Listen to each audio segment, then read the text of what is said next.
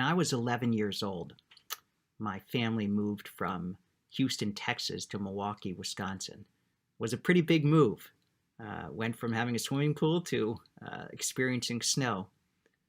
But one extraordinary benefit of moving to Milwaukee was being closer to my grandparents, especially my grandfather. My grandmother at the time was in the early stages of Alzheimer's, but my grandfather was in good health and we had some amazing time together. He became one of my closest friends. I spent time with him when my parents traveled, and he was truly a mentor, teacher. He had been a physician in Milwaukee, and we used to go out for breakfast before Sunday school, and he would point out to me all the people in the restaurant that he had delivered. And I learned from him how much of an impact a person can have in the community, and it helped guide my life to becoming a rabbi. And my relationship with him taught me how powerful and amazing the elderly in our society are.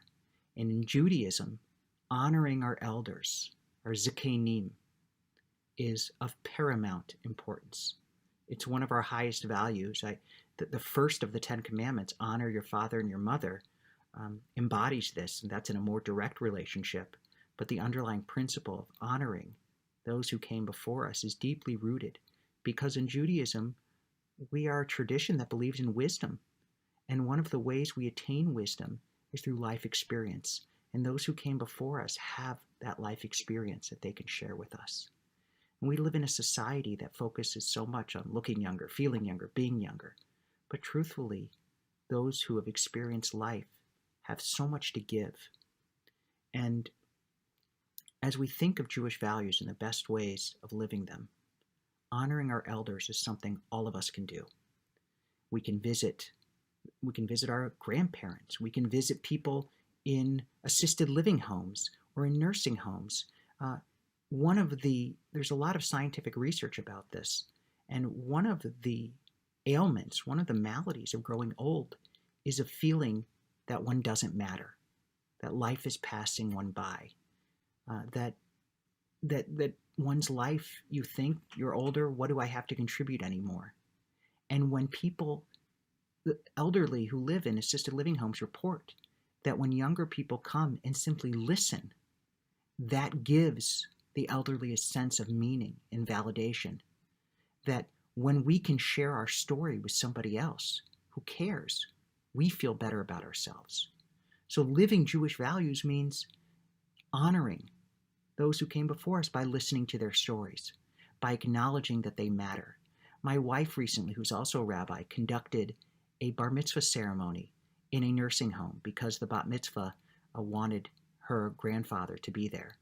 And she said half the nursing home came to the bat mitzvah ceremony, and they felt so uplifted and inspired.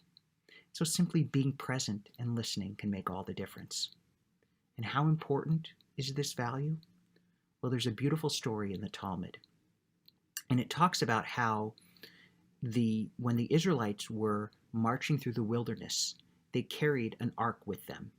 And in the ark were both the tablets that Moses received from God and also an earlier set of tablets. Remember the ones Moses shattered, that the Israelites carried the shattered tablets in the ark with them. Now, why would they do that? The rabbis asked. Why would they carry the shattered tablets? Well, they compared it to a sage, to an older person who may not have the memory that they once did. In a way, their memory, they didn't have phrases back then in 2,000 years ago like Alzheimer's, dementia, but they recognized that sometimes people, as they get older, they don't remember as much or think as quickly. But still, just as the broken tablets stayed in the ark, so those who are older and who may not be in the prime of life are to be honored and respected just as the broken tablets were.